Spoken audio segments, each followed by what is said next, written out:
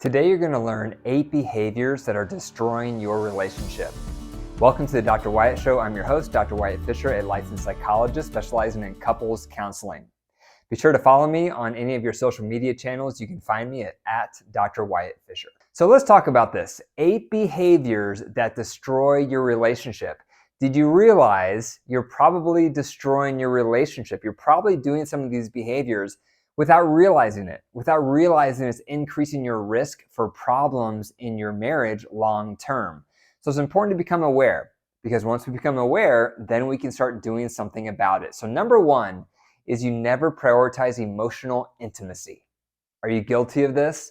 You don't think it's a big deal, you don't understand it, you don't want to do it because it's not your need. Guess what? That's destroying your relationship, because emotional intimacy is a core requirement for you and your partner to be friends. And when you're friends, you're going to feel like partners. And that's going to lead to better physical intimacy and better connection, better camaraderie in your relationship. So if you are never prioritizing emotional intimacy, that's hurting your relationship. So I challenge you, I encourage you to rethink the value of emotional intimacy. You're not going to have emotional intimacy without quality time.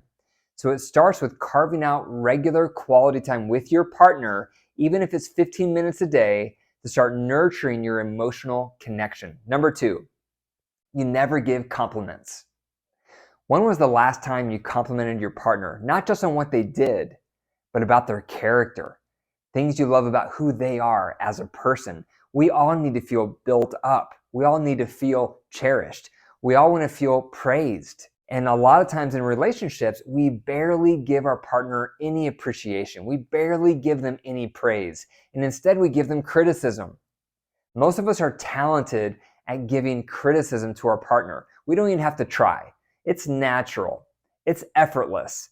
But when it comes to praise, we often have to work at it. It's a learned skill. Practicing optimism in life is a learned skill. That's why practicing a gratitude journal is recommended. Thinking of your blessings every day is recommended.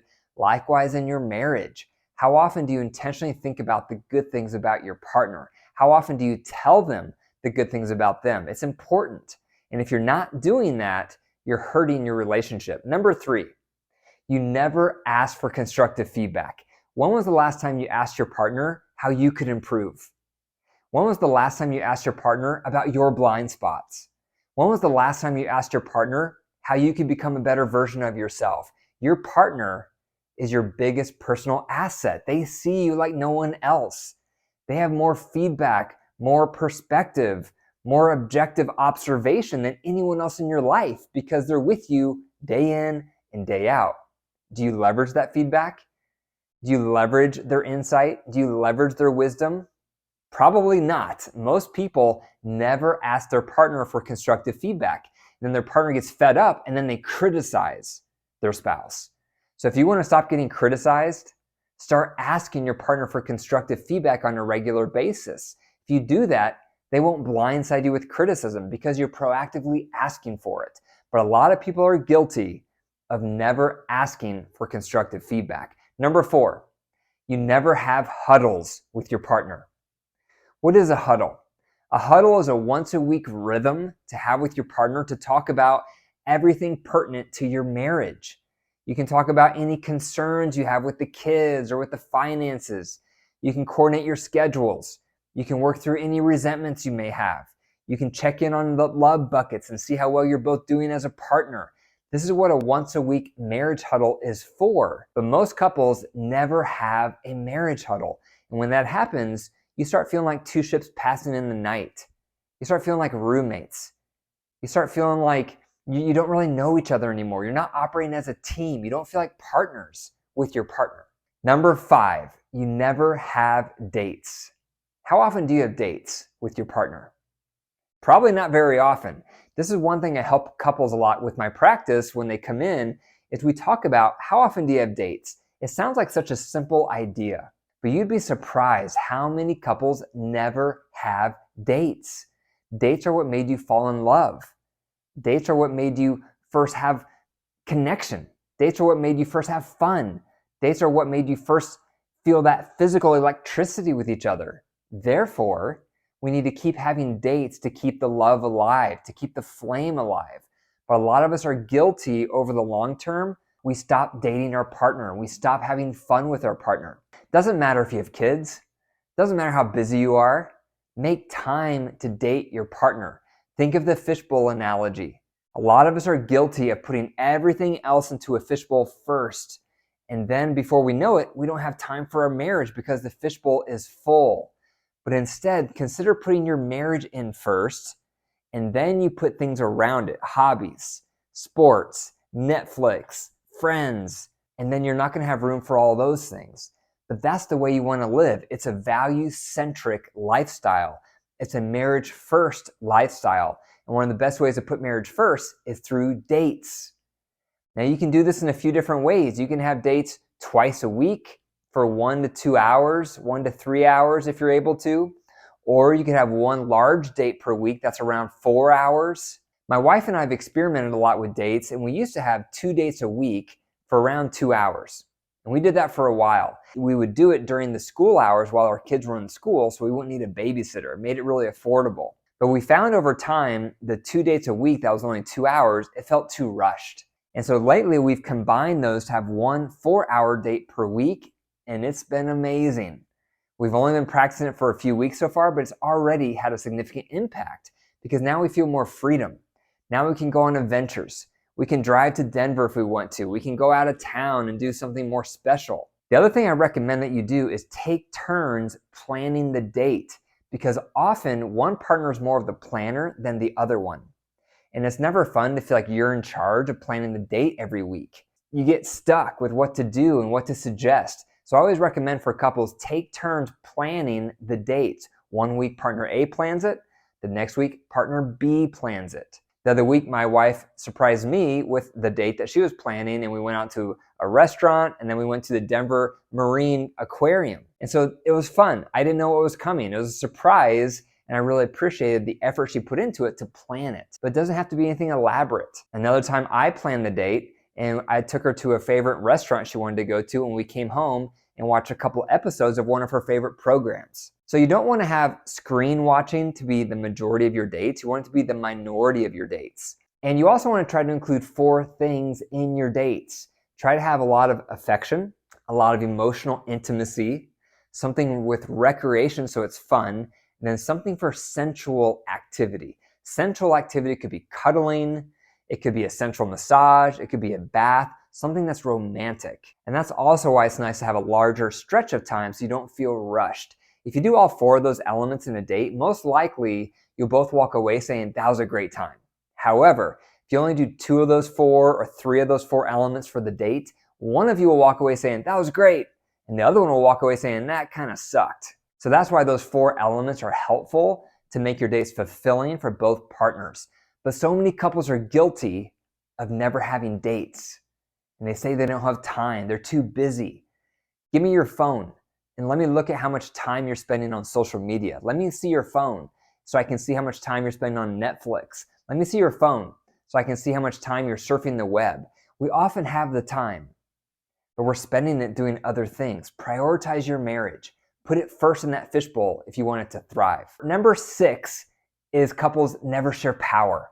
This also hurts their relationship. If you are never sharing power, what that means is that you make up your own mind.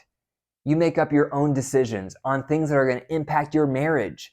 You don't ask your partner what they think. You don't share power. If they share what they think, you still do whatever you want. You're being dominant. You're domineering. Sometimes you may be domineering in a certain topic, and other topics, maybe your partner is domineering and they don't share power. And it hurts your relationship when you're like this because no one wants to feel voiceless. No one wants to feel like my opinion doesn't count. No one wants to feel like what I say doesn't matter. And when you start feeling like that in a relationship, you start detaching and you start having harsher startups to conflicts because it breeds resentment. So if you are never sharing power, you're hurting your relationship. Number 7, you never work through conflicts. How guilty are you of never working through conflicts? So many couples have conflicts, and what do? They sweep it under the rug. And it makes sense because they don't know how to handle the conflicts. And when they try to talk about it, they fight again. And so no one likes to fight. If you do, you have something wrong with you. And so they sweep it under the rug.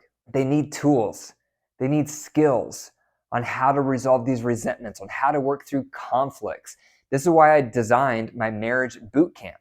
In the boot camp, couples learn tools on how to cultivate emotional intimacy, how to share power, how to work through conflict and resentments. And then I'm in the marriage boot camp every week, responding to queries. I'm there to help with training on the tools. So if you want to learn how to do these tools, join my marriage boot camp. The link is going to be in the description. But this is a major issue for couples. They don't resolve their conflicts. And when you don't resolve a conflict and you sweep it under the rug, that creates a wall. That creates a barrier between you and your partner. And the more times you do it, the more detached you feel. And before you know it, you have all these issues that are unresolved.